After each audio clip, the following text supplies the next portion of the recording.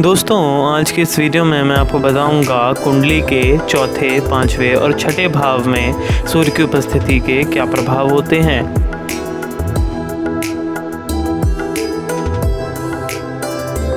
जातक दयालु और बहुत लोगों से संपर्क रखने वाला होता है। गीत संगीत में रुचि वाला, युद्ध में विजयी, संपन्न, राजकृपा का पात्र और पत्नी युक्त होगा।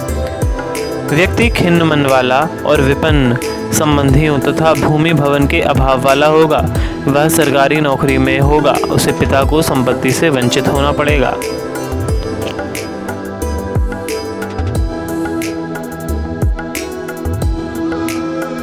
पंचम भाव बच्चों की मानसिक स्थिति, मानसिकता, शिक्षा, बचपन, दादा दादी आदि का प्रतिनिधि भाव है।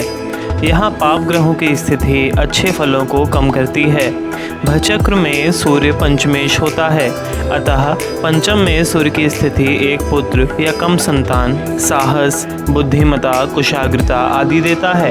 उपरोक्त सभी पंचम भाव में सूर्य को अच्छा नहीं मानते। यदि पंचमेश सूर्य के साथ बुध और गुरु अस्त हो जाता है तो जातक मंदबुद्धि होगा। संपदा, धन संपदा और संतान से विहीन, अस्थिर बुद्धि वाला, कम आयु, शिथिल शरीर और पहाड़ियों और किले में रहने वाला परंतु विद्वान होगा। बुद्धिमान, गरीब, कम संतान वाला, मांसल देह वाला, छोटी अवस्था में ही उसके पिता को खतरा होगा। वह खिन्न और अस्थिर बुद्धि वाला, फाइन आर्ट के प्रति रुचि रखने वाला और निर्णय लेने में सक्षम होगा।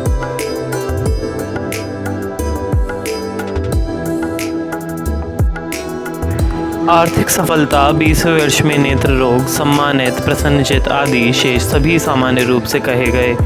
छठे भाव में पाप ग्रहों का होना अच्छा कहा गया है, परंतु इसके जातक के नाना के परिवार को कष्ट अनिष्ट हो सकता है।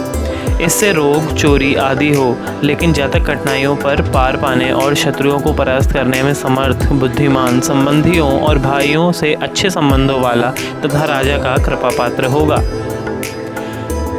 जातक जाति परंपरा को तोड़ने वाला, अच्छी प्रशासनिक क्षमता वाला, कम शत्रुओं व सगे संबंधियों वाला, साहसी, सफल, शत्रु पर आतंक रखने वाला, उदार, कार्यपालक क्षमताओं से युक्त होगा। जातक यौगिक क्रियाओं का अभ्यासी, चतुर, सुदर्शन, परिवार के लिए भाग्यशाली, संबंधियों की मदद करने वाला, शारीरिक रूप से शिथिल, सुखी वातावरण में रहने वाला, प्रसन्नचित और शत्रुजीत होगा। विभिन्न देवज्ञों की इस विषय में सहमति यह है कि जातक को राज सेवा या सरकारी नौकरी या प्रभु कृपा प्राप्त होगी। वह पैतृक संपत्ति का उपभोग नहीं कर पाएगा या प्राप्त हो जाने पर भी उसे गवा देगा।